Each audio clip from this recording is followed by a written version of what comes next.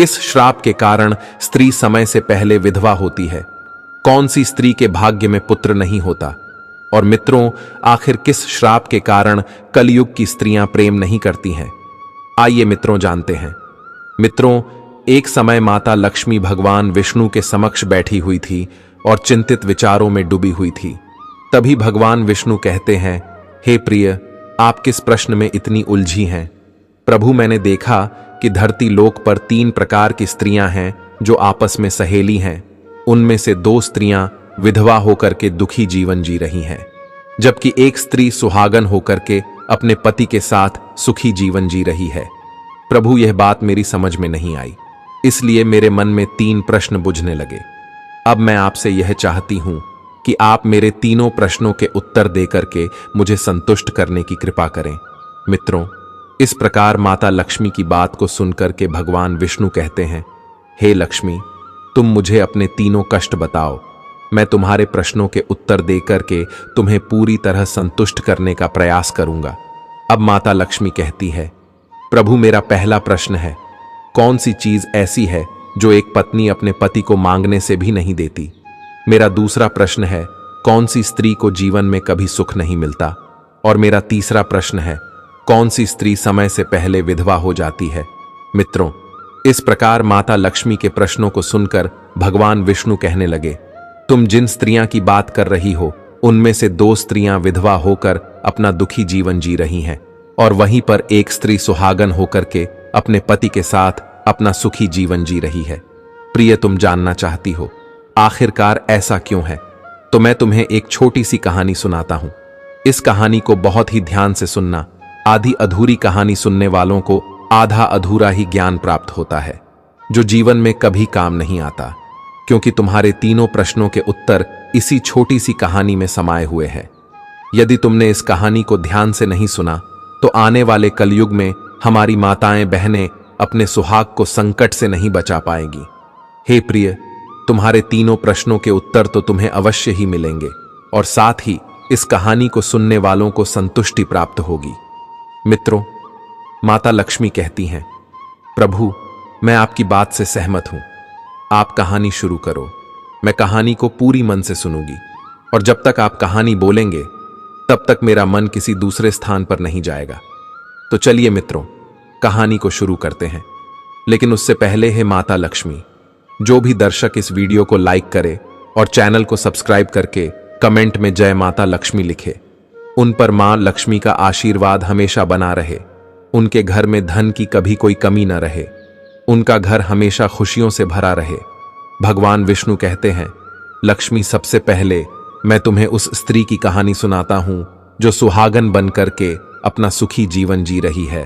देखो, जिस सुहागन स्त्री की तुम बात कर रही हो, उसके पति को राजा के दरबार में सभी के सामने फांसी लगने वाली होती है, क्योंकि उसने एक व्यक्ति से शर्त लगाया हुआ था कि अगर उसकी पत्नी चरित्रहीन निकली तो वो उस शर्त के अनुसार फांसी पे चढ़ने के लिए तैयार है। हालांकि राजा रानी और साथ ही पूरे गांव वाले को भी यही लगता था कि उसकी पत्नी एक पतिव्रता पत्नी है, जो अपने पति का बहुत सम्मान करती है, और सभी को यही उम्मीद था कि इसका पति ये शर्त कभी नहीं हार सकता।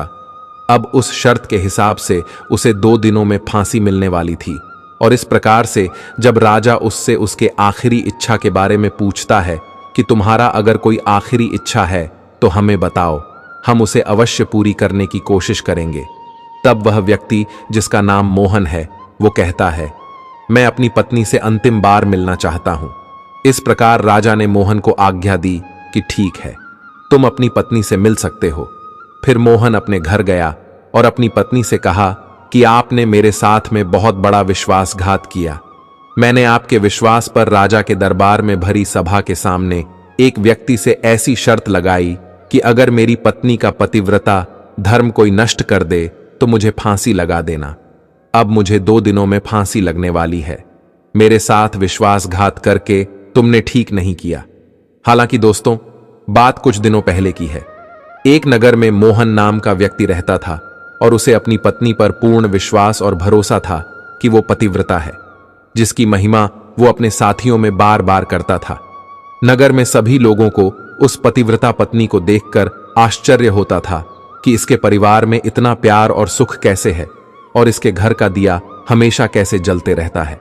और ये बात नगर में फैलते फैलते एक दिन राजा के दरबार तक पहुंच गई। और जब राजा और रानी ने उस परिवार के बारे में सुना तो उन्हें भी ये सुनकर बहुत आश्चर्य हुआ। तब राजा ने क्या किया कि रात के समय रानी के साथ अपने महल से नगर की ओर देख रहा था, तो उन्होंने देखा कि नगर के सभी घरों में दिया बुझ चुकी थी, लेकिन मोहन के घर में दिया अभी तक जल रहा था।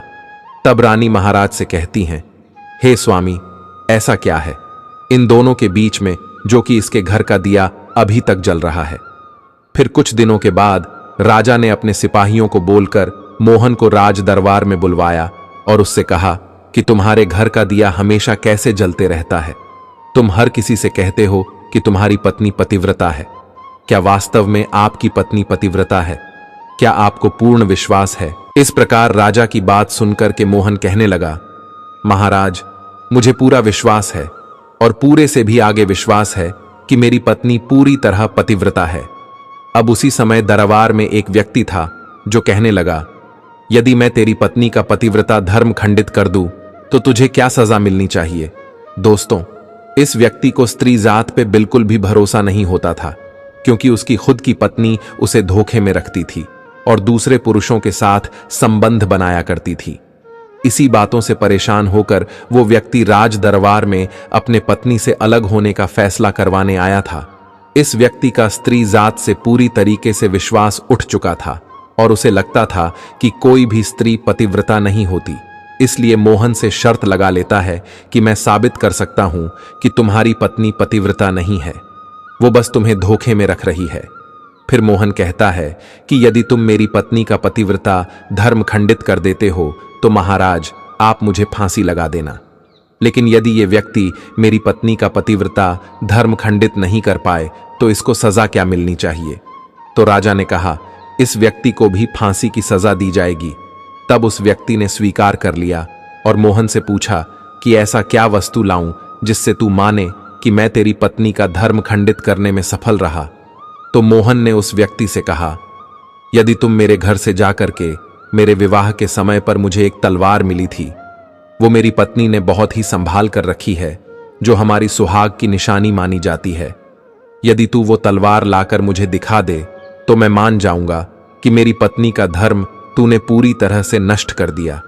अब शर्त स्वीकार हो जाने के बाद में वो व्यक्ति नगर की ओर जाता है और एक दूती से जाकर मिलता है।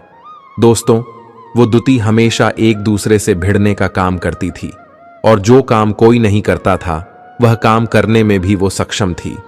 फिर इस प्रकार उस व्यक्ति ने उस दूती को अपने स्वार्थ के लिए बुलाया और दूती से कहा कि देखो, इस नाम का एक व्यक्ति है, उससे मेरी शर्त लगी है। और फिर उसने उस शर्त के बारे में उसको सारा कुछ बता दिया और वो उस दूती से कहने लगा, तू कैसे भी करके उस स्त्री से मेरा संपर्क करवा दे, तुझे जितना धन चाहिए मैं उतना धन दूंगा। इस प्रकार उस व्यक्ति की बात सुनकर के दूती कहने लगी, भाई, तू उस औरत के बारे में बात मत कर, वो औरत पूरी तरह से पतिव्रता है। गांव में कोने कोने तक ये बात फैली हुई है। वो तेरी ओर थूकेगी भी नहीं, तेरी शक्ल भी नहीं देखेगी और उनके परिवार के व्यक्ति खूंखार है, तेरी खाल उतार लेंगे। तब वह व्यक्ति डर जाता है और सोचता है, अगर मैं शर्त हार गया तो महाराज मुझे फांसी पर चढ़ा देंगे। वो व्यक्ति इस बात से डर कर दूती से कहने लगा, ठीक है, यदि तू मेरा उससे संपर्क नहीं करवा सकती है तो एक काम कर दे, उसके घर जाकर के तलवार चुरा कर ला दे और उसकी पत्नी के गुप्तांग के पास में यदि कोई चिन्ह हो तो वो चिन्ह भी मुझे देख करके बता दे, फिर मैं तुझे मुंह मांगा इनाम दूंगा। यह बात दूती की समझ में आ गई और उसने कहा, ठीक है, मैं तुम्हारा काम अवश्य करूंगी। तब वह दूती मोहन के घर की ओर जाती है। उसकी पत्नी से जाकर बोलती है, मोहन कहाँ है? आप उनकी पत्नी हो क्या? नगर में आप लोगों के बारे में काफी कुछ सुनने को मिला और मुझे यह जानकर बहुत खुशी हुई। वैसे मैं मोहन के बचपन की दोस्त हूं, हम लोग बचपन में काफी समय एक साथ बिताए। मोहन और मेरे बीच काफी गहरी दोस्ती थी। और फिर दूती कहती है, मैं काफी दिनों के बाद आज अपने गांव आई हूं और सोची क्यों ना एक बार मोहन से जाकर मिल आए। और दूती उस स्त्री से पूछती है, मोहन आखिर कहाँ है? कहीं दिखाई नहीं दे रहा। फिर उस स्त्री ने कहा, वो कुछ काम से शहर गए हैं, वो 3 से 4 दिनों में आ जाएंगे। हालांकि दोस्तों, ये बात दूती को पहले से ही पता था कि मोहन कोई काम से शहर गया हुआ है। उसके बाद उस पतिव्रता स्त्री ने कहा, आप अंदर तो आओ, मैंने आपको पहले कभी देखा नहीं, इसलिए पहचान नहीं पाई। और इस प्रकार उस दूती को उस पतिव्रता स्त्री ने बहुत बड़ा सम्मान दिया, मगर उसे क्या मालूम था कि यह उसके साथ में छल करने आई है। इस प्रकार वो दूती उस पतिव्रता स्त्री के साथ में बैठकर बातें कर रही थी। अब कुछ समय बाद उसने उस पतिव्रता स्त्री से पानी मांगी, और जब वो पानी लेकर आई तब दूती ने चालाकी से पानी का ग्लास उसके कपड़े के ऊपर गिरा दिया, जिस वजह से उस पतिव्रता स्त्री को कपड़ा बदलना पड़ा। जब वो स्त्री कपड़ा बदल रही थी तो उस दूती ने कमरे की ओर ताक झांक करके उसके गुप्तांग के पास का चिन्ह देख लेती है, और उसके बाद लगे हाथ तलवार भी वहां से लेकर भाग जाती है। आगे फिर दूती ने जाकर कि वो तलवार उस व्यक्ति को दे दिया, और साथ ही उस पतिव्रता स्त्री के जांघ के तिल की निशानी के बारे में भी बता देती है। फिर वह व्यक्ति तलवार लेकर के सीधा राजा के दरबार में पहुंचा और राजा से जाकर कहा, महाराज, मैंने मोहन की पत्नी के साथ में 2 दिन बिताए और यह तलवार उसी के हाथों से लेकर आया हूं। फिर तो राजा ने दरबार लगाया और मोहन को बुलाया तथा उस व्यक्ति से सभा में तलवार दिखाने के लिए कहा।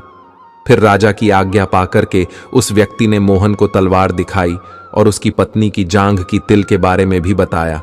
दोस्तों, उस व्यक्ति के मुख से ये सभी बातें सुनकर मोहन मान गया कि वास्तव में आज मेरी पत्नी ने अपना पतिव्रता धर्म पूरी तरह से भंग करवा लिया। ये सब देखते हुए राजा ने फांसी का दिन 2 दिन के बाद में रख दिया और कहा कि मोहन को 2 दिन के बाद में फांसी पर चढ़ाया जाएगा। और इस प्रकार मोहन से उसकी आखिरी इच्छा पूछी गई तो तब वो अपने पत्नी से जाकर मिला। उस पतिव्रता स्त्री ने अपने पति को सारी बात बताई, मगर उसे विश्वास नहीं हुआ और वह राजा के दरबार में वापस पहुंच गया। अब मोहन राजा के दरबार में पहुंचा तो फिर उसे कैद में डलवा दिया गया। अब उधर मोहन की पतिव्रता पत्नी ने परमात्मा को याद किया और अपना भेष बदल करके राजा के दरबार में गई और राजा से नाच दिखाने की आज्ञा मांगने लगी, क्योंकि वो स्त्री बहुत ही सुंदर थी और उधर राजा भी नृत्य देखने के शौकीन थे। इसलिए राजा ने मंत्रियों को आज्ञा दे दी कि इस सुंदरी का नाच करवाने की पूरी व्यवस्था करें। फिर तो सब मंत्री, महामंत्री, राजा आदि दरबार में उपस्थित हुए और फिर मोहन की धर्म पत्नी ने जब नाचना शुरू किया तो राजा को उस स्त्री का नाच बहुत ही सुंदर लगा। और तब राजा ने कहा, तुम मुझसे क्या मांगना चाहती हो? तुम जो भी मांगोगी मैं तुम्हें वह दूंगा। तब उस पतिव्रता स्त्री ने कहा, महाराज, आपकी सभा में मेरा एक चोर है जिसने मेरे रुपए लिए थे मगर आज तक वापस नहीं दिया। उसे फांसी की सजा दे दीजिए। अब राजा ने कहा, ठीक है, बताओ मेरे दरबार में तुम्हारा चोर कौन है, उसका नाम क्या है? मैं उसको फांसी की सजा अवश्य दूंगा। फिर उस पतिव्रता स्त्री ने कहा, महाराज, ये व्यक्ति मेरा चोर है, आप इनको फांसी की सजा अवश्य दे। अब उधर जैसे ही वो व्यक्ति ने सुना कि ये सुंदरी मुझे अपना चोर बता रही है तो वो व्यक्ति कहने लगा, महाराज, मैं कसम खाकर कहता हूं कि मैंने इसका कभी कुछ नहीं चुराया है। मैंने इसे आज तक कभी देखा ही नहीं है, तो मैं चोरी कैसे कर सकता हूं? मैंने आज तक इसकी शक्ल भी कभी नहीं देखा है। जैसे ही उस व्यक्ति ने कहा कि मैंने इस सुंदरी की आज तक शक्ल ही नहीं देखा तो वो सुंदरी कहने लगी, महाराज, अगर ये व्यक्ति मुझे जानता ही नहीं है तो आप इससे यह पूछो कि ये तलवार कहां से लाया था। मैं उस व्यक्ति की पत्नी हूं जो आपके यहां झूठी बातों के वजह से कैद में पड़ा हुआ है और आप मेरे निर्दोष पति को फांसी पे चढ़ाने वाले हैं। अब मैं आपको पूरी दास्ता सुनाती हूं। ये जो व्यक्ति आपके सामने खड़ा है, इसने मेरे पास अपनी एक दूती को भेज करके मेरी जांघ के तिल का पता लगाया और उसी ने यह तलवार चुरा कर के इसको ला करके दिया। और इस व्यक्ति के द्वारा भेजी गई दूती जब मेरे घर पर आई थी तो उसने मुझसे कहा था कि वो मेरे पति के बचपन की दोस्त है और वो मेरे विवाह के बाद पहली बार मेरे घर आई थी, इसलिए मैं उस दूती को पहचान नहीं सकी। और महाराज, जिस प्रकार मैंने उस स्त्री को अपने यहां पर बहुत बड़ा सम्मान दिया और अपने घर पर उसके ठहरने की व्यवस्था की, मुझे जरा सा भी ये उम्मीद नहीं था कि ये दूती मेरे साथ ऐसा करने वाली थी। इस प्रकार उस मोहन की पतिव्रता स्त्री की बात को सुन करके राजा ने दूती को बुलाया। फिर उस दूती ने राजा को सारी सच्चाई बता दी जिससे राजा ने मोहन को रिहा कर दिया और उस व्यक्ति को फांसी पर चढ़ा दिया। मित्रों, इस प्रकार उस पतिव्रता स्त्री ने अंत में राजा से कहा, महाराज, मैं अपने पति से बहुत प्यार करती हूं। मैं एक चरित्रवान स्त्री हूं। कभी भी मैं अपने पति का नाम तक अपने मुंह से नहीं लेती। भगवान विष्णु कहते हैं, लक्ष्मी, मेरी कहानी पूरी होती है। अब तुम अपने तीनों प्रश्नों के उत्तर सुनो। तुम्हारा पहला प्रश्न था, ऐसी कौन सी चीज है जो एक पत्नी अपने पति को मांगने से भी नहीं देती? तो समझ लो वह चीज गाली है। एक चरित्रवान स्त्री कभी अपने पति को गाली नहीं देती, लेकिन जो स्त्री गाली देती है वो स्त्री कभी चरित्रवान नहीं होती, और ऐसी स्त्री जीवन भर रोती है, उसके जीवन में कभी सुखी नहीं आती, और समय से पहले ही ऐसे स्त्री विधवा हो जाती है। अब तुम्हारा दूसरा प्रश्न था, कौन सी स्त्री को जीवन में कभी सुख नहीं मिलता है? तो समझ लो, जो स्त्री अपने पति के बिना अनुमति से किसी तीर्थ स्थान या उत्सव में जाती है, उनके जीवन में कभी सुख नहीं आता। ऐसी स्त्रियां जीवन भर दुखी रहती हैं और उन्हें पति का प्रेम कभी नहीं मिलता। भगवान विष्णु कहते हैं, हे लक्ष्मी, तुम्हारा तीसरा प्रश्न था कि ऐसी कौन सी स्त्री है जो समय से पहले विधवा हो जाती है? तो जो स्त्रियां अपने पति का नाम लेती हैं वो समय से पहले विधवा हो जाती हैं, क्योंकि पति का नाम लेने से पति की उम्र कम हो जाती है और समय से पहले ही उनके पति की मृत्यु हो जाती है। ऐसे स्त्रियां जो पति का नाम लेती हैं वो समय से पहले ही विधवा होकर के एक दुखी जीवन जीती है। बस यही राज की बात है कि तुम जिन 3 सहेलियों की बातें कर रही थी, उनमें से 2 विधवा थी और एक ये मोहन की पत्नी थी जो पतिव्रता स्त्री थी। ये पतिव्रता स्त्री कभी भी अपने पति का नाम मुंह से नहीं लेती थी, और उधर वो 2 स्त्रियां जो विधवा होकर अपना जीवन दुखी होकर जी रही हैं, वो हमेशा अपने पति का नाम लेकर ही बुलाती थीं, जिसकी वजह से उनके पति की उम्र कम हुई और फिर वो दोनों स्त्रियां समय से पहले ही विधवा हो गईं और आज वो दुखी जीवन जी रही हैं। इसलिए कभी भी स्त्रियों को अपने पति का नाम अपने मुंह से नहीं लेना चाहिए। मित्रों, इस प्रकार कहानी सुनने के बाद में माता लक्ष्मी पूरी तरह से अपने तीनों प्रश्नों से संतुष्ट होकर कहती है, प्रभु, वास्तव में जो स्त्री चरित्रवान होती है वो कभी दुखी जीवन नहीं जीती है, क्योंकि ऐसे घर में लक्ष्मी का सदा वास होता है और वह घर धन धान्य से हमेशा भरपूर बना रहता है। ऐसी स्त्रियां हमेशा घर को स्वर्ग बना देती हैं। तो दोस्तों, यदि आपको यह वीडियो पसंद आई हो तो प्लीज आप इस चैनल को सब्सक्राइब अवश्य करें, वीडियो को लाइक करें और दोस्तों सच्ची श्रद्धा से कमेंट में जरूर लिखें, जय श्री राम, जय हनुमान, साथ ही देवों के देव हर हर महादेव सदैव आप पर अपनी कृपा बनाए रखे। प्रिय मित्रों, वीडियो को अंत तक देखने के लिए धन्यवाद। जय श्री राम।